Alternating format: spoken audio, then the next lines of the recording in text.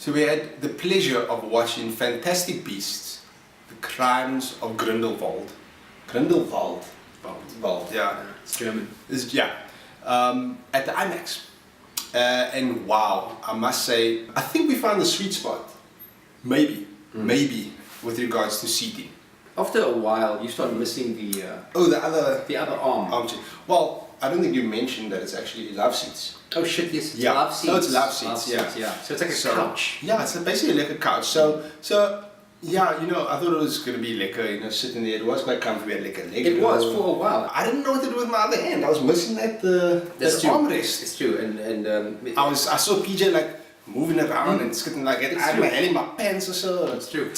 Just because, not for any reason, just because I couldn't put it anywhere else. That's true. I knew Matthew's hand was in his pants when I caught wind, or at least caught vision of his Looney Tunes silk boxer showing through his basically stretching out over his jeans. It's actually Tasmanian. Tasmanian, the same thing. Oh, Looney Tunes. Yeah, he's part of Looney Tunes. Yeah, exactly. So yeah, look, if you looking for a liquor spot in the IMAX, you're taking your mochi, you're taking your burk, you're taking your losken to the movies. J 9 and 10. Check it out. You can you can play like a stinkvinger there. No one will know.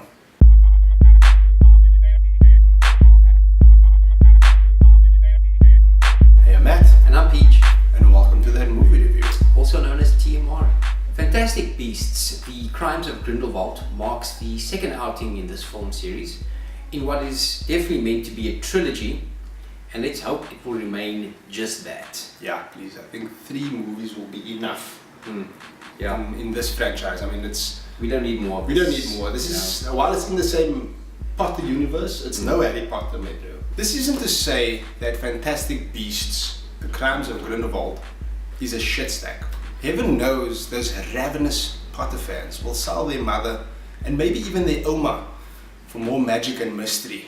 Potter fans are salivating, and odds are they're definitely going to enjoy it. But if you're not part of the clique, you will likely find it quite disjointed and also lacking in terms of coherency when it comes to the plot. I agree. This is a major drawback for Fantastic Beasts.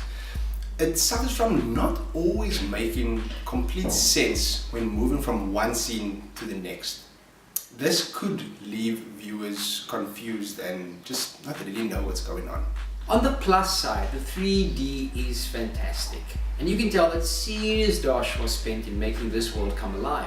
So in terms of visual immersion, this film is fantastic. Yeah, no, the visuals were, well, for a lack of a better term, buffucking. The 3D was like, I know you generally go to the movie and you watch something in 3D, it's literally just like, the depth of field is added there, it just makes it look a bit more three-dimensional, but this was actually like proper 3D. There's black bars on the top and the bottom of the screen, for this add cinematic effect or whatever.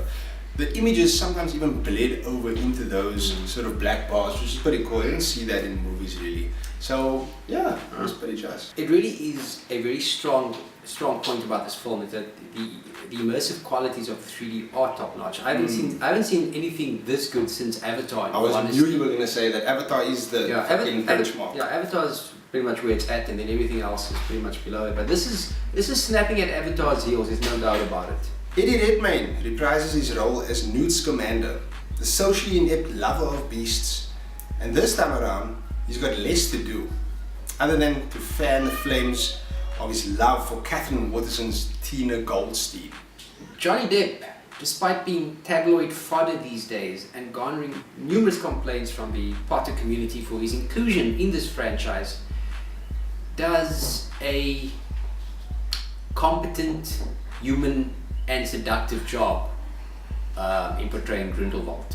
As a young Dumbledore, Jude Law makes the best of what screen time he is given. And as Credence Barebone, Ezra Miller returns to sulk at every possible moment. Well, Matthew, it is that time. Will you please tell them your score? I will. I'm going to give Fantastic Beasts, The Crimes of Grindelwald, 6 out of 10. And that is a solid 6. It's a decent film. I did enjoy the first film more. I felt it was more, not just coherent, but it had a more clear goal in mind, and the way that they dealt with their characters. Each character had more screen time in there with which you could relate to them, or you could just, you know, tell their story. There was a lot going on in this film. Introduced a lot of new characters, and we spent a lot of time with them. Not nearly enough with the old ones, like Jacob Kowalski. Yes, yeah, the baker. The baker, yeah. He was like one of the best parts of part 1 in here, and he's pretty funny in here, but you don't see him that much. You know what I mean? Yeah. So a lot going on here. I think it does suffer from, you know, a second film syndrome, where it's like really it just serves a purpose from tying the first film with the third one. So it doesn't really stand alone, can't, you know, stand on its own 2 feet. Other than that, it is a decent film. If you've liked the first one, you'll like this one. Go check it out. I'm going to agree with Matthew and also go with 6 out of 10. This film has a lot going on in it, and because there's so much going on in it, not enough focus is given to each character. As I also mentioned, it's rather disjointed, so I don't know if there was a lot more that wound up on the chopping room floor, but the film isn't pieced together in a coherent enough manner. So as a result, things will happen, and something will happen, and you'll think to yourself, shit, what did I miss? Or you've got to do a lot more piecing together in this film, and the film shouldn't demand that of its audience. So that's it this week for that movie review. Thanks for watching, guys. Please like us on Facebook, subscribe on YouTube, and follow us on Instagram and Twitter. Don't be so, man.